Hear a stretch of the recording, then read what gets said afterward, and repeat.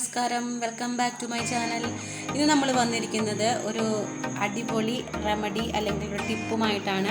ചുമക്ക് നല്ലോണം അനുഭവിക്കുന്നവർ, ചുമച്ച് വയ്യാതാവുന്നവർ, അതുപോലെ വായു കുത്തി ഇടയ്ക്കിടയ്ക്ക് ചുമക്കുന്നവർ, അവർക്കൊക്കെയുള്ള നല്ലൊരു അടിപൊളി മരുന്നാണിത്. ഇതെന്താണ് സംഭവം, എങ്ങനെയാണ് ഇത് ഉണ്ടാക്കുക എന്നുള്ളതൊക്കെ ഞാൻ വീഡിയോയിൽ പറയുന്നുണ്ട്. നിങ്ങളെല്ലാവരും വീഡിയോ കാണുക, എന്നിട്ട് ട്രൈ ചെയ്ത് നോക്കുക കേട്ടോ. വായു കുത്തിയിട്ടുള്ള ചുമയ്ക്ക് നമ്മളൊരു മരുന്നുണ്ടാക്കാനാണ് പോണത്. അപ്പം നമുക്കറിയാം, ഈ വായു കുത്തിയിട്ട് ഇടയ്ക്കിടയ്ക്ക് ഇങ്ങനെ ചുമ വന്നു കഴിഞ്ഞാൽ തൊണ്ടയ്ക്ക് ഒരു സുഖം ഉണ്ടാവില്ല. അപ്പം അതിന് വേണ്ടിയിട്ട് നമ്മൾ വീട്ടിൽ തയ്യാറാക്കുന്ന ഒരു സ്പെഷ്യൽ മരുന്നാണ്. അതിന് വേണ്ട സാധനങ്ങളാണ് ഞാനിപ്പോൾ ഇവിടെ കാണിക്കുന്നത്. ഇതിലെ ഇൻഗ്രീഡിയൻസ് ആണ് ഇപ്പോൾ ഇവിടെ കാണിച്ചിരിക്കുന്നത്. ഇത് തിപ്പലി ചുമയ്ക്ക് വളരെ പ്രധാനപ്പെട്ട ഒരു ഔഷധമാണ്.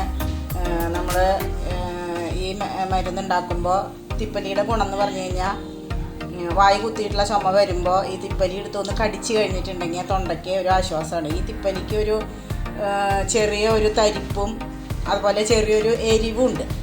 പിന്നെ നമ്മൾ ഇവിടെ എടുത്തിരിക്കുന്നത് കുരുമുളക് അധികം എടുക്കണ്ട, കാരണം തിപ്പലിക്ക് തന്നെ ഒരു എരിവുള്ളതാണ്. അപ്പോൾ പിന്നെ കുരുമുളക് വളരെ കുറച്ച് എടുത്താൽ മതി. പിന്നെ ജീരകം എല്ലാവർക്കും അറിയാം, ചുമയ്ക്ക് വളരെ വിശേഷപ്പെട്ട ഒരു ഔഷധമാണ്. ഈ ജീരകം പിന്നെ ഈ ചുവന്നുള്ളിയും കൂടിയിട്ട് എടുത്ത് ഈ ചുമ വരണ നേരത്തെ ഒന്ന് ചതച്ച് പിഴിഞ്ഞ് കഴിക്കുകയാണെങ്കിൽ വളരെ നല്ലതാണ്.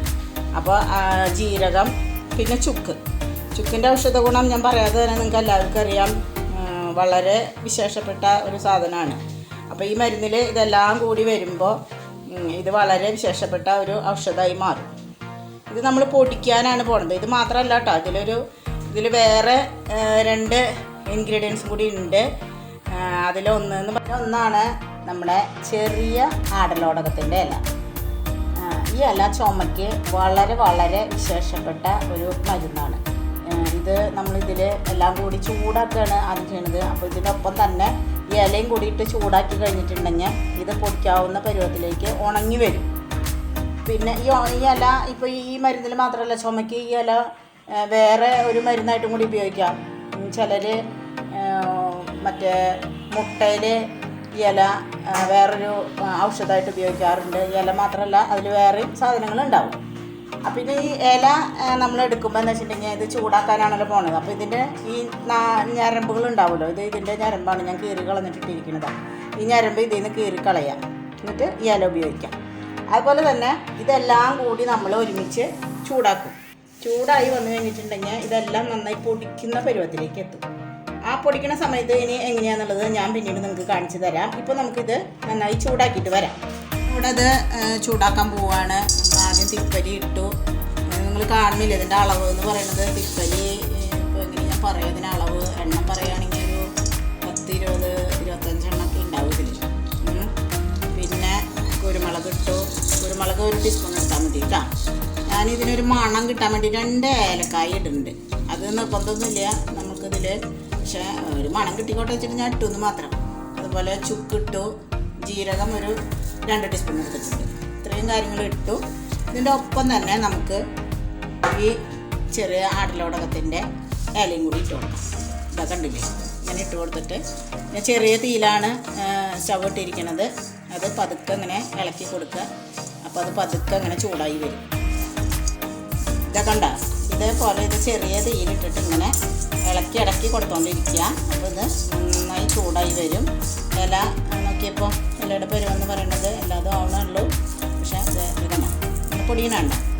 ആ പച്ച ഇലയാണ് നമ്മൾ ഇട്ട് കൊടുത്തത്. അത് നല്ല പരുവാകുമ്പോൾ ഇതേപോലെ പൊടിഞ്ഞു വരും.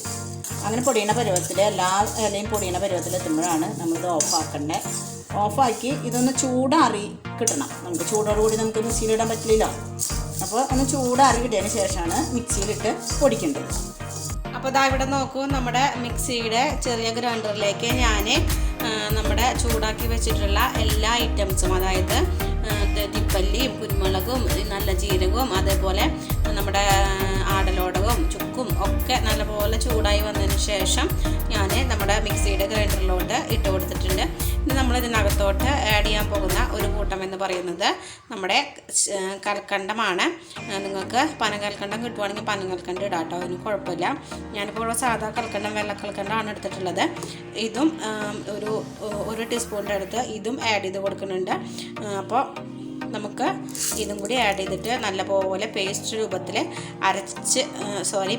രൂപത്തിലേക്കല്ല, നല്ല എന്താ പറയുക, നമ്മുടെ പൊടി രൂപം ഉണ്ടല്ലോ, നല്ല ഫൈനായിട്ടുള്ള പൊടി രൂപത്തിലോട്ട് ആകുന്ന വരെ നമുക്ക് അരയ്ക്കണം. അപ്പോൾ നമുക്ക് അടിക്കണം, തെറ്റി പറഞ്ഞതാട്ടോ. അടിച്ചിട്ട് നമുക്ക് ഓടി വരാം. അതാ നോക്കൂ, നമ്മുടെ ചുമയ്ക്കുള്ള അപൂർവ മരുന്ന് അങ്ങനെ വേണം പറയാനായിട്ട്. കാരണം ഇത് ഇങ്ങനെ ആരെങ്കിലും ഉപയോഗിച്ചിട്ട് ഞാൻ ഇതുവരെ കേട്ടിട്ടില്ല. അപ്പോൾ അടിപൊളിയായിട്ട് നമുക്ക് നമ്മുടെ ചുമേനെ പമ്പ കടത്താൻ പറ്റുന്ന രീതിയിലുള്ള ഒരു ടിപ്പാണ്, അല്ലെങ്കിൽ ഒരു സൂത്രമാണ് ഈ മരുന്ന്. അപ്പോൾ കണ്ടില്ലേ, നല്ല പൊടി രൂപത്തിലേക്ക് ഞാനിതിനെ അടിച്ചെടുത്ത് കൊണ്ടുവന്നിട്ടുണ്ട്. ഇത് ഇടയ്ക്കിടയ്ക്ക് എപ്പോഴൊക്കെ നിങ്ങൾക്ക് കഴിക്കാൻ പറ്റുന്ന അത്രത്തോളം നിങ്ങൾ ഒരു ടീസ്പൂൺ വീതം ഇടയ്ക്കിടയ്ക്ക് നിങ്ങൾ വായിലായിട്ട് ഇട്ട് കൊടുക്കുക.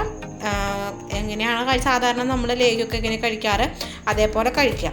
വേറെ ഒന്നും ചെയ്യാനില്ല, പെട്ടെന്ന് തന്നെ നമ്മുടെ ചുമേനെ നമുക്ക് പമ്പ കടത്താൻ പറ്റും.